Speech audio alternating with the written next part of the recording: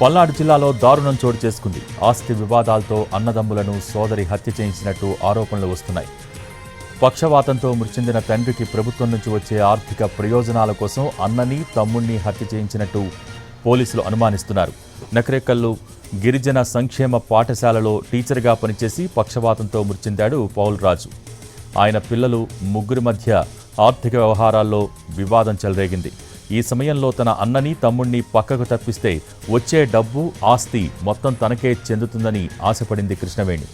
పోలీసులు కేసు నమోదు చేసుకుని దర్యాప్తు చేపట్టారు.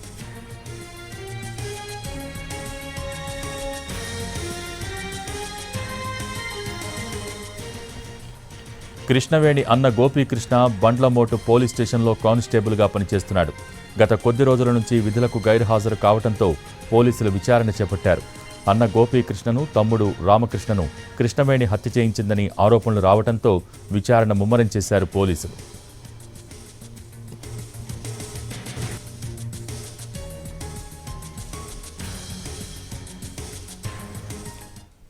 పల్నాడు జిల్లాలో దారుణం చోటు చేసుకుంది. ఆస్తి వివాదాలతో అన్నదమ్ములను సోదరి హత్య చేయించినట్టు ఆరోపణలు. పల్నాడు జిల్లాలో దారుణం చోటు చేసుకుంది. ఆస్తి వివాదాలతో అన్నదమ్ములను సోదరి హత్య చేయించినట్టు ఆరోపణలు వస్తున్నాయి. పక్షవాతంతో మృతి చెందిన తండ్రికి ప్రభుత్వం నుంచి వచ్చే ఆర్థిక ప్రయోజనాల కోసం అన్నని తమ్ముణ్ణి హత్య చేయించినట్టు పోలీసులు అనుమానిస్తున్నారు. నకరేకల్లు గిరిజన సంక్షేమ పాఠశాలలో టీచర్గా పనిచేసి పక్షవాతంతో మృతి చెందాడు పౌల్ రాజు. ఆయన పిల్లలు ముగ్గురి మధ్య ఆర్థిక వ్యవహారాల్లో వివాదం చెలరేగింది. ఈ సమయంలో తన అన్నని తమ్ముణ్ణి పక్కకు తప్పిస్తే వచ్చే డబ్బు ఆస్తి మొత్తం తనకే చెందుతుందని ఆశపడింది కృష్ణవేణి. పోలీసులు కేసు నమోదు చేసుకుని దర్యాప్తు చేపట్టారు.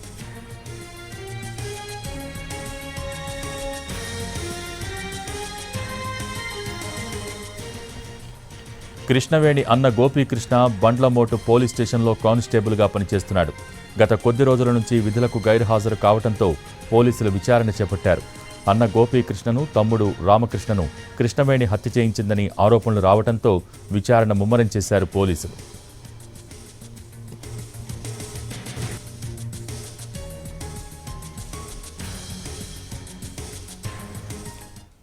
పల్నాడు జిల్లాలో దారుణం చోటు చేసుకుంది. ఆస్తి వివాదాలతో అన్నదమ్ములను సోదరి హత్య చేయించినట్టు ఆరోపణలు.